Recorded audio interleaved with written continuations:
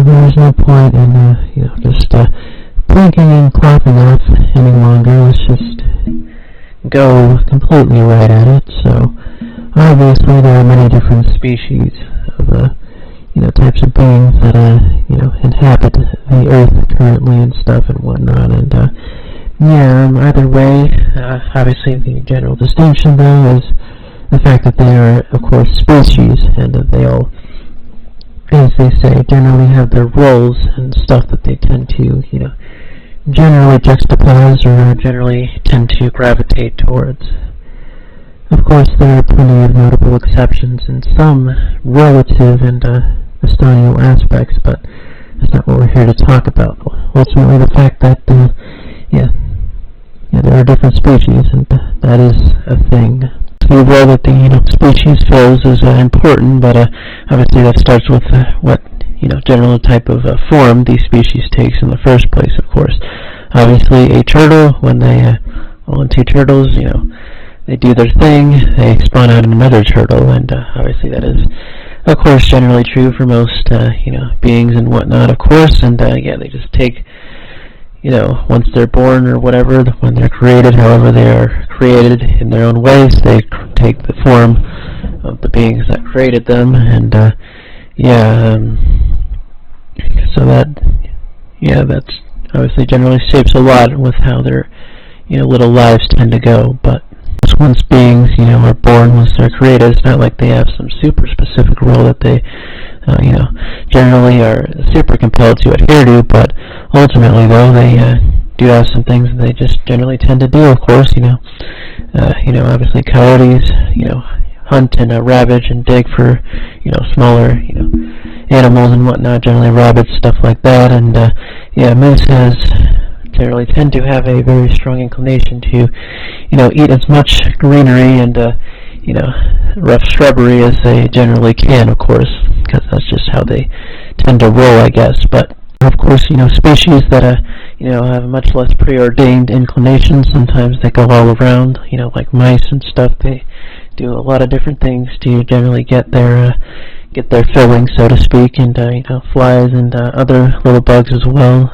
A lot of scavenger little bugs that just take whatever they can get and go around with it, and their whims and the other random things of the world can easily decide their fate in an instant, like a human hand or some random thing falling to the ground. But either way, though, obviously, though, the ideas of roles that species fulfill is certainly something that has become an interesting topic, of course, in some climates, I guess. But of course, the inclination of a being that belongs to a species, that generally drags them down towards some particular path or something, or a particular set of paths, generally speaking, of course.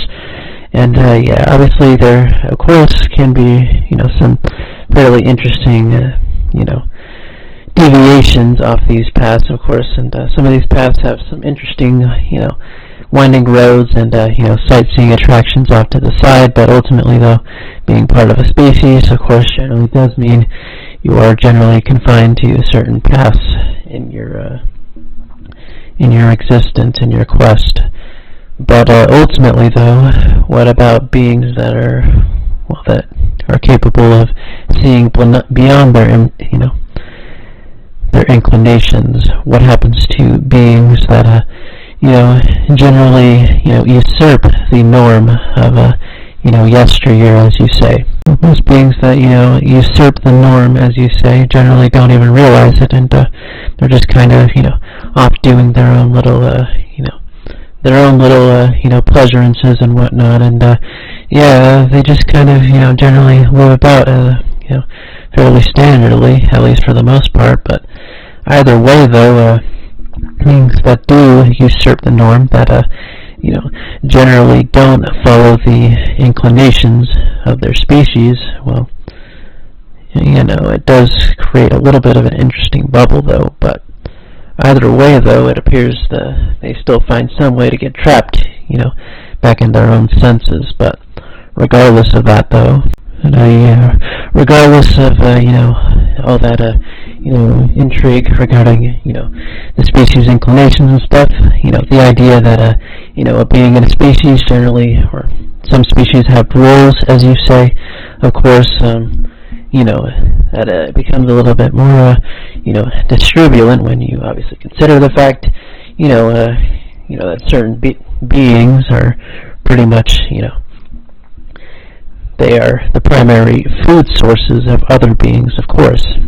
And obviously, generally most, creatures do not want to be consumed, eaten, whatever you would like to call it. And but generally, of course, some creatures, as you would say, have inclinations towards, eating other beings, and and that one, whatnot, of course. And obviously, this wasn't always the case necessarily, but either way, though, regardless of that, obviously, that is a natural and undaunted facet of the modern world on Earth, and some other worlds as well. But regardless, though, the idea that some species, they just eat others, no frills charged. It's just part of life, as they say. But of course, the idea of what it means to truly eat or consume another being and insert them inside of yourself, of course, is what that truly means. Is a little bit of an odd and wishy-washy topic, but either way, regardless, though, eating another being, of course,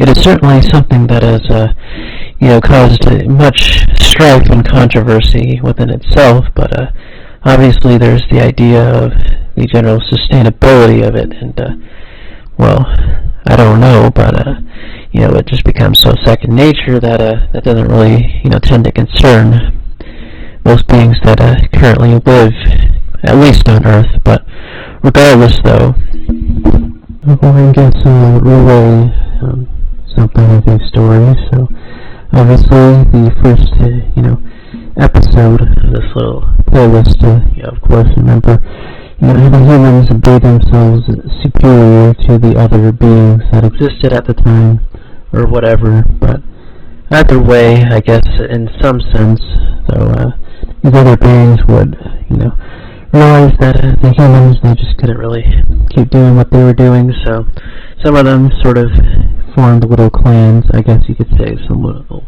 groups, packs, whatever you want to call it, that was specifically to, dodge and divine against humans, I guess, and, keep, everyone protected, I guess, and, but either way, though, they were mostly, successful and a little bit scattered, but they ultimately did their jobs for a little bit. But either way, though, things happen, yada yada, a lot of different events go down, and it looks like these beings,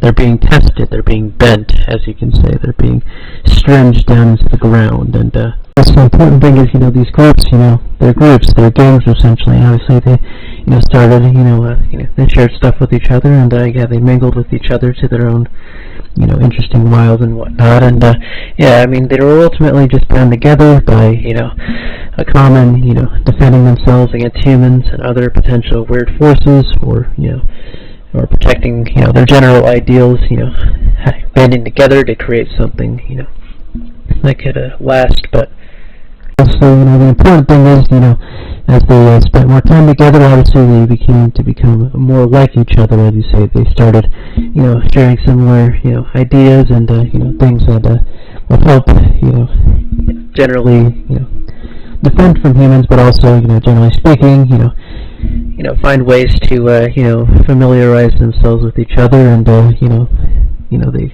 obviously became like each other, again, as we said, and, obviously their features started to somewhat resemble each other, quite closely, and, it's not hard to imagine that eventually over time these groups would eventually form their own species, as you would say, and, it's fairly, easy to see that, how that would generally materialize, of course.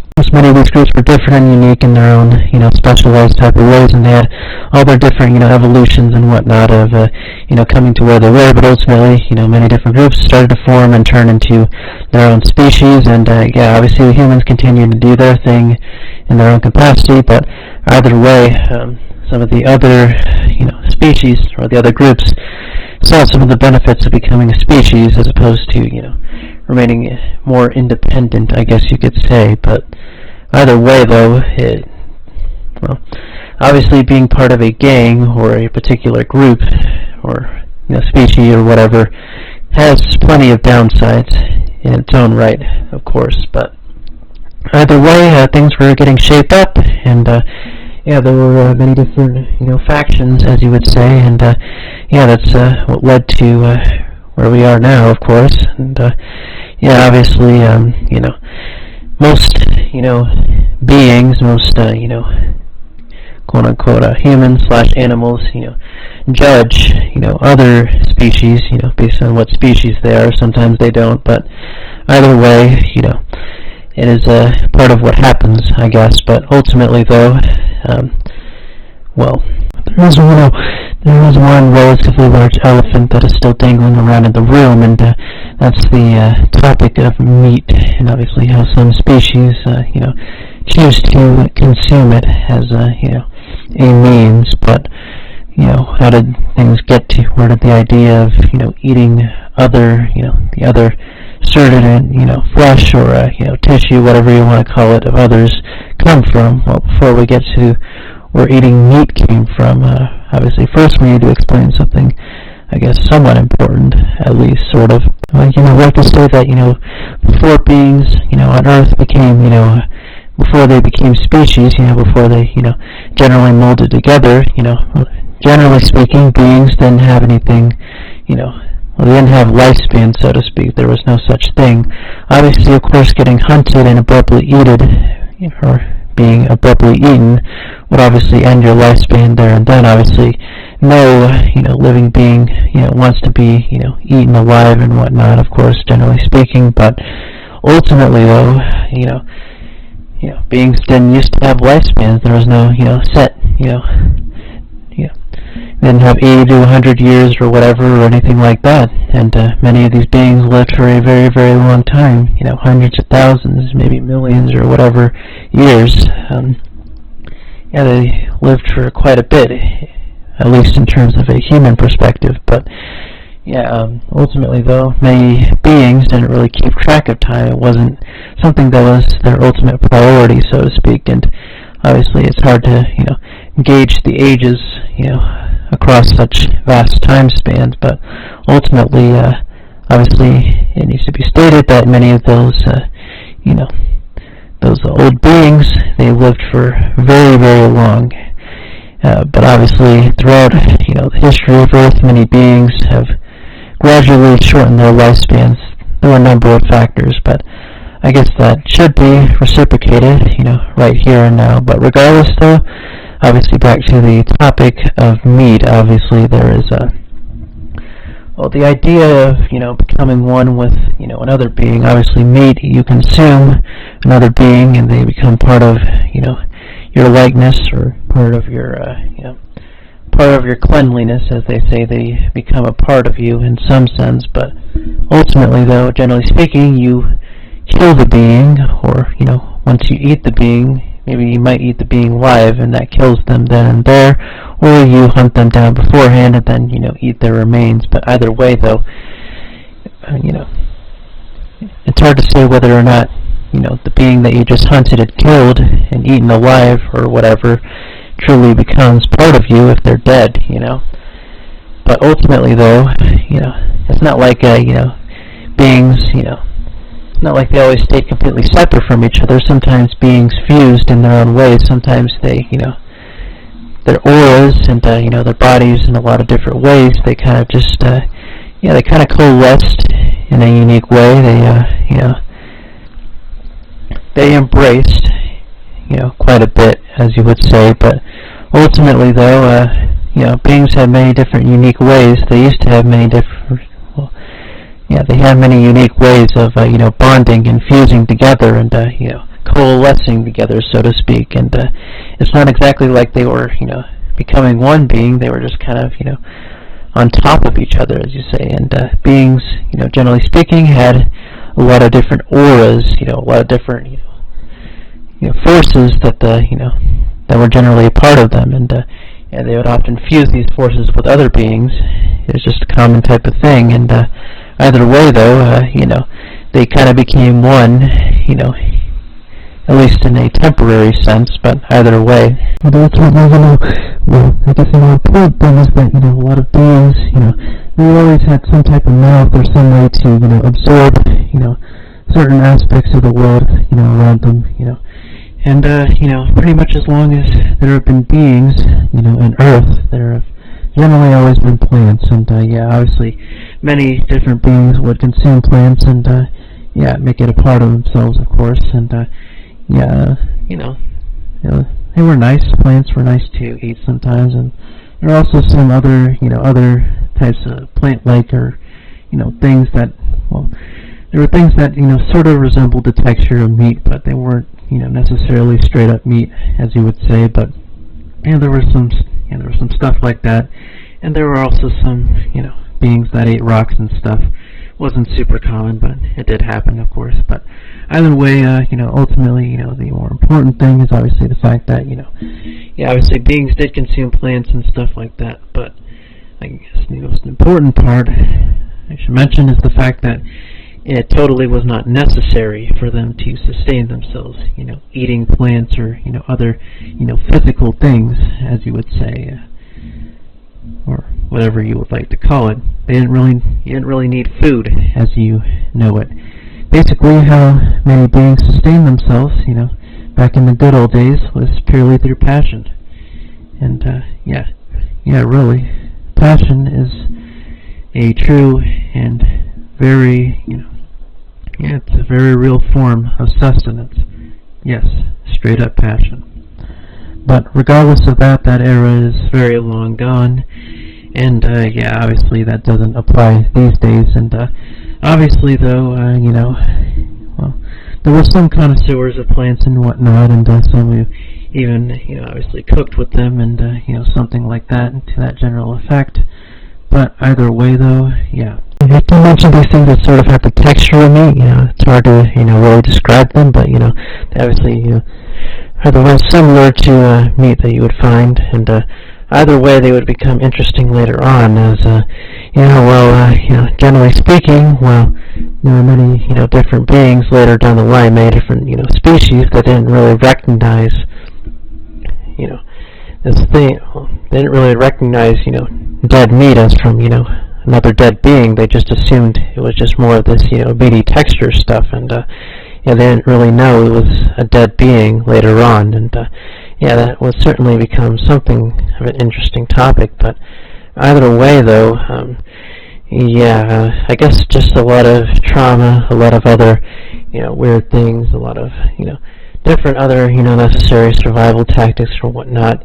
I guess you could say ultimately, caused the need for, certain species or, certain types of, beings to eat meat. And obviously it became more and more common overall as things generally, the environments, of course, generally became more hostile and whatnot. And yeah, either way, it was obviously, generally speaking, mostly a survival tactic, though.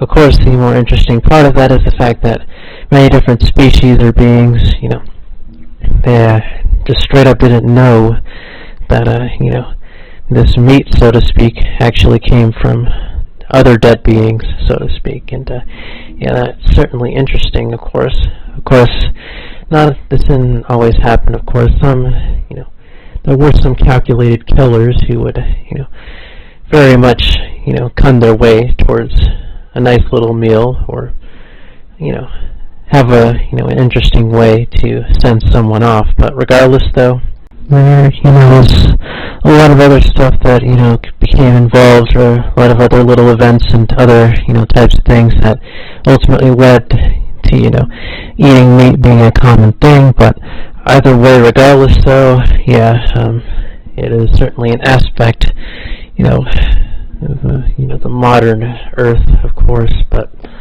regardless, though, though obviously there appear to be relative hierarchies known as food chains that have somewhat developed, of course, throughout times and whatnot. But obviously, though, obviously most beings have seen eating meat as a quote-unquote survival tactic. It's not necessarily something that most of them have taken pleasure in, obviously, generally speaking, but either way, of course, though, obviously it's not like it's necessary to eat meat or anything like that, to straight up do it, but it's become so ingrained in, the various, certain species, it's become, very much a part of them, part of their inclinations, and those inclinations have, gotten stronger. They festered throughout the many years of Earth's lifespan, and they've led to where they are today. But either way, though, regardless of your interpretation of meat versus plant, obviously plants are considered living things by some people as well, and eating them might be considered phallus or sacrilege in some capacity. But either way, though, it's obviously become a relative norm these days, and it's certainly not a normal thing necessarily, straight up, but ultimately it became, relative normalcy for everyone in, the current day Earth, modern Earth, of course, and it's just part of things that happened, and there is still plenty of trauma involved with all of it and all the ordeals. And, that is something you should probably not forget, regardless. And obviously, someone who truly isn't aware of what they consume, or truly isn't cognizant of,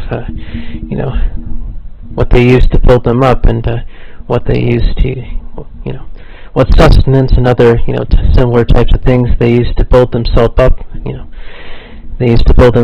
with, if people aren't really aware of that, then, it's not really someone you should be properly associating with. Let's just say that.